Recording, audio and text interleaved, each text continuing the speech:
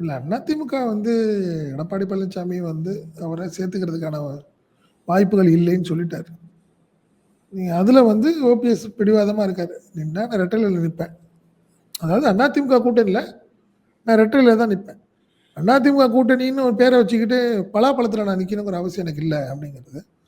அதே மாதிரி தாமரையில போறதுக்கும் அவர் வந்து தாமரையில் போட்டியிட அவர் விரும்பவில்லை ஓ. அப்படிங்கிறத நம்மளுக்கு கிடைத்த தகவலா சொல்றேன். பட் திமுக ஒரு ஆப்ஷன் இருக்கு. பட் டிஎம்கேக்கு போகும்போது அவர் சாதாரணமா போக முடியாது. ஏன்னா 2 முறை முதல்வராக இருந்தவர். ஒரு எம்எல்ஏ கேண்டிடேட் மட்டும் வாங்கிட்டு போகணும் அப்படிங்கிறது தெரியும். அவர் ஏதாவது பொறுப்பு கேட்குறாராங்கிறது ஒரு ஒரு கேள்வி போயிட்டு இருக்குன்னு சொல்றாங்க. ஒரு தகவல் போயிட்டு இருக்கு. எனக்கு ஏதாவது பொறுப்பு கொடுங்க. நான் வரும்போது அப்படி வந்தா நல்லா இருக்கும்னா திமுக உடனே தருமா அப்படிங்கிறது கேள்வி. திமுக எப்பயுமே பார்த்தீங்கன்னா நீங்க சேர்த்துட்டு பர்ஃபார்மன்ஸ் ஒரு 3 மாசம் கழிச்சு தான் அவங்களுக்கு மாவட்ட செயலாளரோ அடுத்தடுத்த விஷயங்கள் ஏதாவது நடக்கும்.